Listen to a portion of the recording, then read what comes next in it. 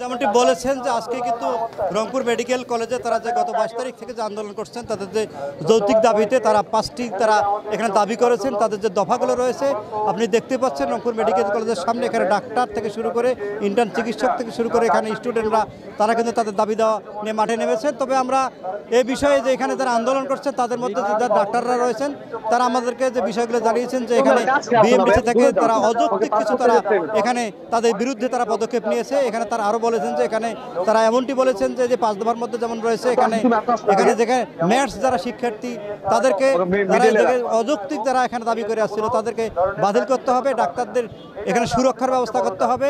এখানে শুরু করে এখানে বিএমডিসি এবং এমবিবিএস যারা রয়েছেন এবং এখানে অনেকে এখানে ম্যাথস থেকে পাশ করে ডাক্তার লেখছেন, সেখানে তারা বিরোধিতা করেছেন।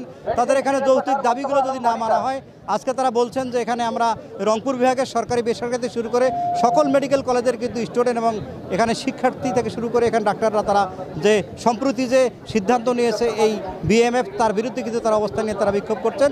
তো এই পর্যায়ে আমরা এই শিক্ষার্থীদের কাছে শুনতে চাই যে তারা এখানে কেন দাঁড়িয়েছেন, তাদের চাওয়াটা কি। আমাদের যে দাবি, আমাদের 5 দফা দাবি আদায়ের লক্ষ্যে দীর্ঘদিন ধরে আমরা আন্দোলন করে আসছি, বাট সরকারের কোনো মহল আমাদের এই দাবির পক্ষে ন্যূনতম আশ্বাসটুকু পর্যন্ত দেয় নাই। আজকে যে মহামান্য হাইকোর্টের যে আমাদের রায় যদি আমাদের পক্ষে না আসে, আমরা সারা বাংলাদেশের চিকিৎসা সেবা অচল করে দিব। আমরা এখনও জানেন যে জরুরি পরিষেবা আমরা এখনও সচল রেখেছি যাতে জনগণের ন্যূনতম চিকিৎসা সেবাটুকু পায়। বাট এরপরও যদি আমাদের 5 দফা দাবি আদায়ের পক্ষে রায় না আসে, আমরা সম্পূর্ণ চিকিৎসা ব্যবস্থা অচল করে দিব। ডেন্টাল টেকনোলজি সহ যারা ভুয়া অপচিকিৎসার মাধ্যমে মানুষের স্বাস্থ্যসেবা নিয়ে সিনেমিনি খেলছে তাদের বলে দিতে চাই এখনও সময় আছে, ডাক্তারদের পাশে দাঁড়ান, ডাক্তারদের ন্যায় বিচার নিশ্চিত করুন। যে এদের দাবিটা ছিল যে ন্যায় বিচার নিশ্চিত করার ক্ষেত্রে যে শিক্ষার্থীরা এসেছে, আমরা আরও একজন শিক্ষার্থীর কাছে শুনতে চাই তারা এখানে কি দাবি নিয়ে এসেছে এবং দাবি না মিললে তারা কি করতে চান।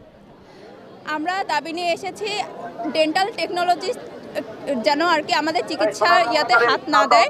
এটা একমাত্র বিডিএস পাস করা ডাক্তাররাই ডেন্টালের চিকিৎসা দিতে পারবে। আর ডাক্তারদের বিসিএসের বয়সসীমা 34 বছর করা হোক। এগুলো যদি আরও আমাদের কিছু দাবি আছে, এগুলো যদি আমাদের দাবি না মানা হয় তাহলে আমরা রাজপথ ছাড়বো না। আর যদি দাবি মেনে নেওয়া হয় তাহলে আমরা হাসপাতালে ফিরে যাব। আমরা চাই না যে রোগীরা ভোগান্তির শিকার হোক।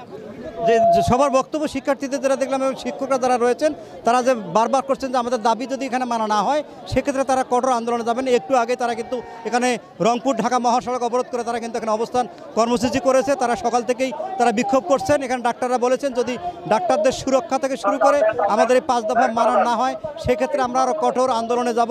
তবে তারা তাকিয়ে আছেন কিন্তু আজকে হাইকোর্টের রায়ের দিকে। তারা বলছেন যদি হাইকোর্টের রায়টি যদি তাদের পক্ষে আসে বা তাদের দাবি দেওয়া মেনে নেওয়া হয় সেক্ষেত্রে তারা কোনো আন্দোলন করবেন না। এবং তারা বারবার বলছেন যে এই রায়ের প্রতি আমরা অবশ্যই সহানুভূতি জেগেই কিন্তু আমরা আজকের এই আন্দোলন স্থগিত করবো। রাজ।